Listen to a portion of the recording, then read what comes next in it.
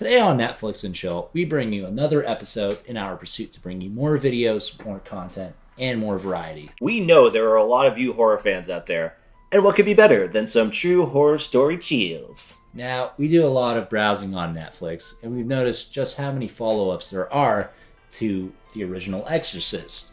Namely the second, third, fourth, fifth. Yep. And the 2016 Netflix TV series. That's true. In our opinion, they all fall short of the true classic, which was the original.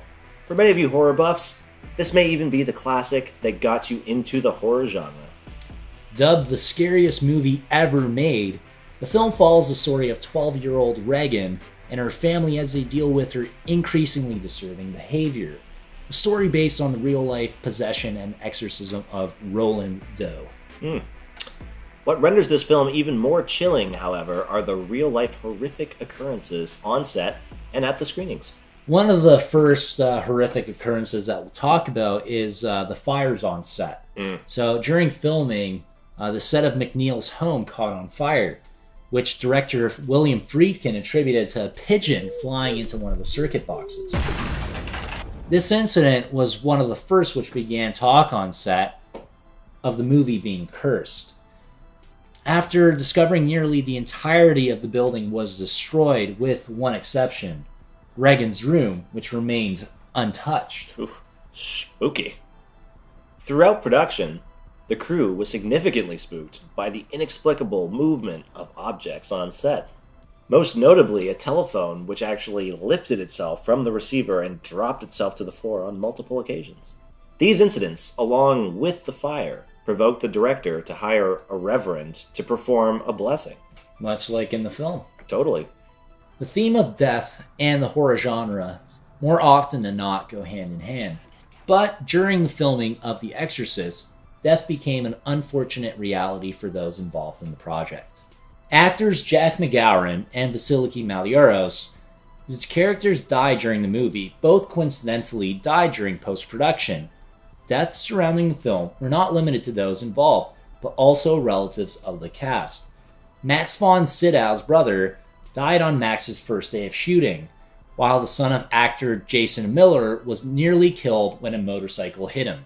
Another creepy phenomenon that happened was on-set injuries. The actress who played Regan's mother, Ellen Burstyn, was wary when it came to the line, "I believe in the devil," ultimately only agreeing to do the film if it was removed from the script.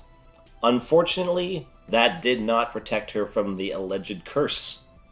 During the scene where her possessed daughter throws her from the bed, she actually sustained a permanent back injury from the harness that she was wearing. You see me hit and you see me reach for my back. I screamed in horrendous pain. Billy motioned to Owen to tilt the camera down on me.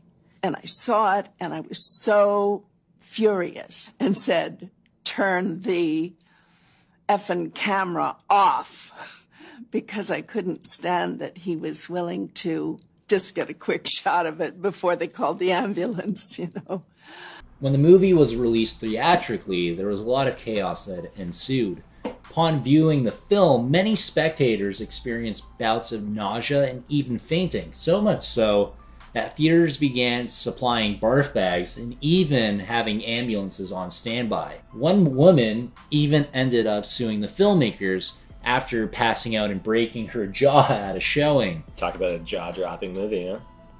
During one screening in Rome, the giant cross of a nearby church was struck by lightning and fell to the ground. The cross had remained perfectly intact and untouched for over 400 years. This was unsettling for many involved in the film, who were warned on multiple occasions by religious leaders of the dangers associated with demonic content. But the madness did not stop there. Perhaps the most chilling of these occurrences was the tragedy that surrounded Mercedes McCambridge, voice actress of the demon which possessed Regan.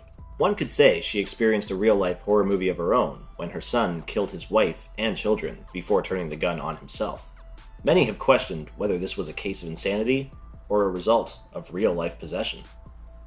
Though these instances can surely be chalked up to coincidence, many question how so many dreadful coincidences could be associated with one movie, especially given its nature.